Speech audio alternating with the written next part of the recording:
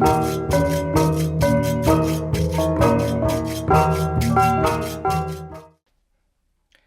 everyone, I'm Lop Siu, the host of the Montagnard Channel. Thank you for joining me today. In this video, we're exploring the Koho people of the southern Central Highlands of Vietnam. Let's walk together through their rich history, their culture, and their story of resilience. Be sure to stick with me until the very end for an additional resource to learn about this group, one of the oldest indigenous peoples of this region.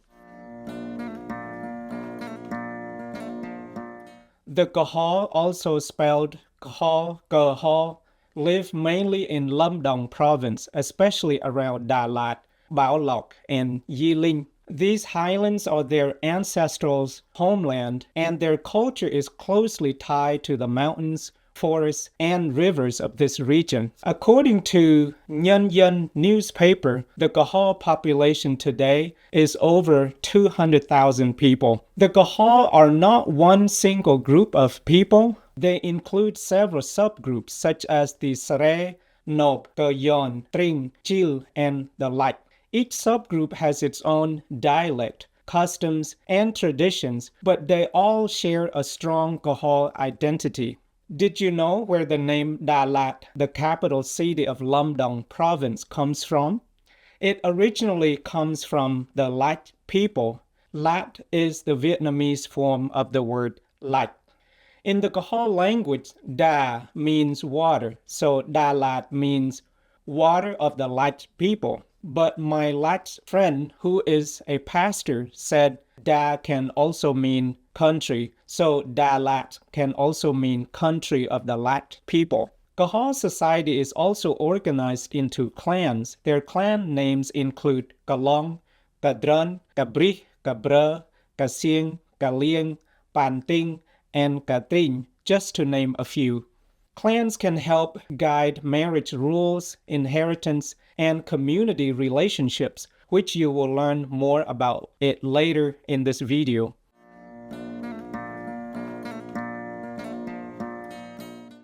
The Koho language is part of the Austroasiatic language family, one of the oldest language families in Southeast Asia. This family includes languages such as Mon and Khmer, along with many indigenous languages of Vietnam's highlands. The Koho language belongs specifically to the South Bahnaric branch, which is part of the Mon Khmer language family and related to the languages spoken by the Ma, Stieng, and Mnon people. According to Omniglot, the Koho writing system uses a Roman-based alphabet. The Koho language has actually been written in several different ways over the years. Since the 1930s, missionaries, government agencies, and other groups have created their own writing systems for Koho. Because of that, now we have translations of religious texts such as the Bible, as well as grammars, dictionaries, and other helpful materials in the language. In case you didn't know, the Koho Bible is the most read literature since most Koho are Christians. Many Koho families still speak their language at home, but there is increasing pressure from the Kinh or Viet people for the Koho to speak Vietnamese and adopt their customs and culture. As younger generations move to cities, preserving the language becomes more challenging, yet more important than ever.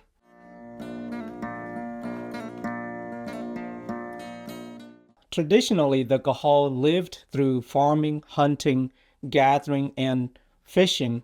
One of their primary farming methods is slash and burn agriculture, also known as Sweden farming. This practice involves cutting vegetation, burning it, and using ash to fertilize the soil. They use the same piece of land for a number of years, allowing vegetation to regenerate, and then the Koho return to farm it again. It is a sustainable system practiced by many indigenous groups across tropical regions around the world. Koho farmers grow rice, corn, beans, cassava, vegetables, and fruit. Rice is their main staple food, and the Koho language has several distinctive names for it. Unhusked rice is called goe, husked rice is bahe, and cooked rice is biang. Forest knowledge plays an important role in their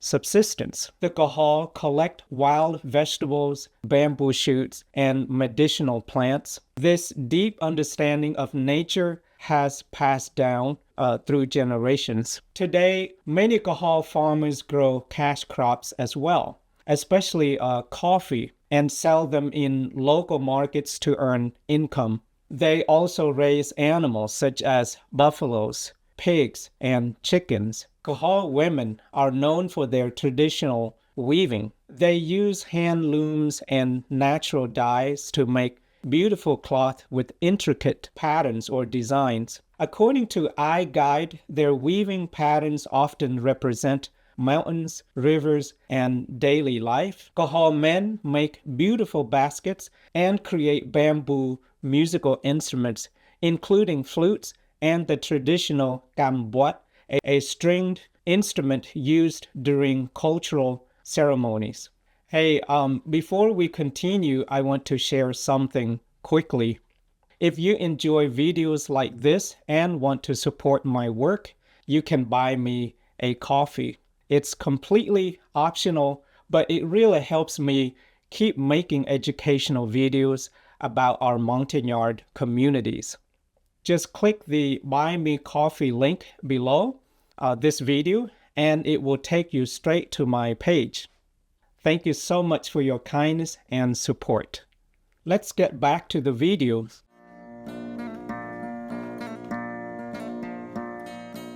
One of the most important features of Koho society is that it is matrilineal. Being matrilineal means that descent and inheritance pass through the mother's side of the family. Children belong to the mother's clan, and household property often follows the female line. Like the Jirai, my people, Koho children take their mother's last name. This system gives women significant influence in family and community life. Marriage customs reflect this matrilineal system.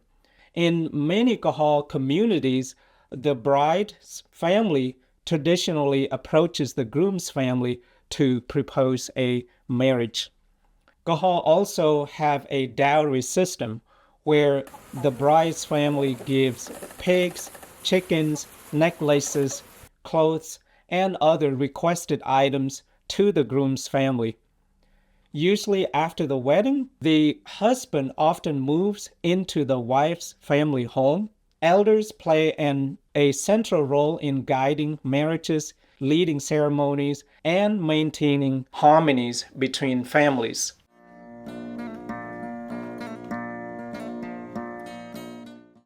Before the arrival of outside religions, the Koho practiced animism.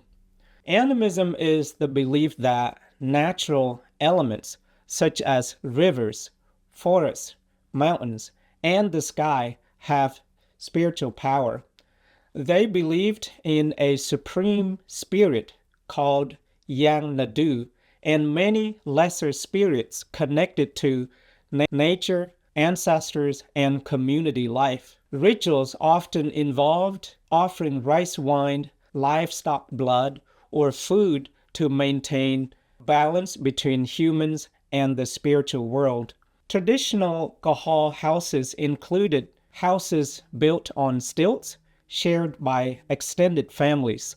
Their traditional clothing is woven by hand, with women wearing skirts decorated with meaningful patterns and men wearing simple loincloths. Of course, today, most Koho wear Western-style clothing on a daily basis. Music also plays a central role in Koho culture. Some communities use gongs, drums, bamboo instruments, and gambuat during weddings, harvest festivals, and spiritual ceremonies. These performances strengthen community identity and bring people together. In the modern era, many changes have affected Koho communities. Deforestation, large-scale farming, and economic development have altered traditional livelihoods. Younger Koho often leave their villages to study or work in Dalat and other cities. When they moved away, language and cultural practices, of course, may weaken. Christianity has grown significantly among the Koho people. According to the Joshua Project, about 75% of the Koho now identified as Christian, including both Protestants and Catholics. The remaining 25% follow traditional indigenous religions, which include animist beliefs and ancestral worship. Churches now play an important role in community life, offering literacy programs, social support, and spiritual guidance. At the same time, the spread of Christianity has contributed to the decline of some older rituals and ceremonies. Koho Christians have experienced difficulty practicing their faith. According to a number of sources, there have been periods when Koho believers faced monitoring restrictions and pressure from the Vietnamese government during religious gatherings. These challenges sometimes made life uncertain for families who want to worship God freely.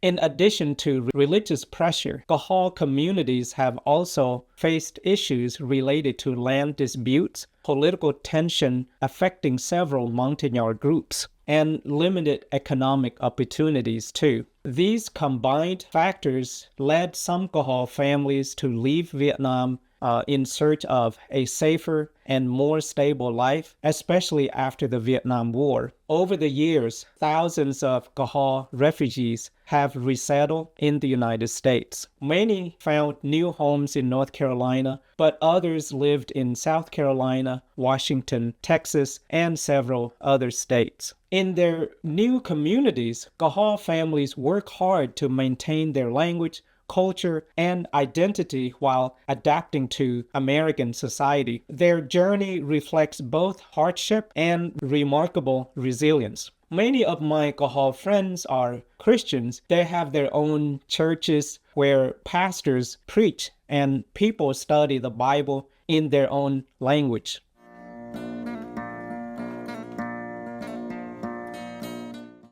The story of the Koho people reminds us of the importance of land, community, and cultural identity.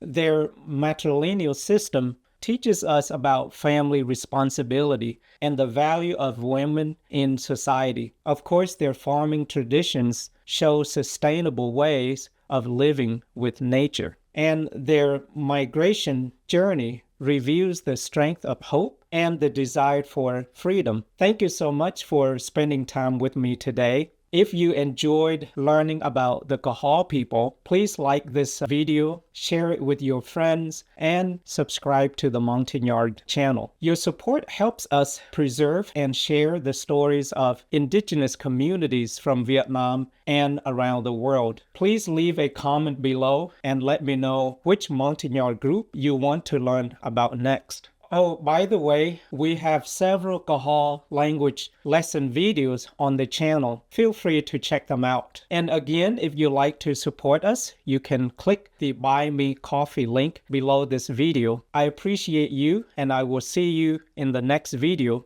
Ơn ngài, ngạch hấp. Thank you. Bye bye.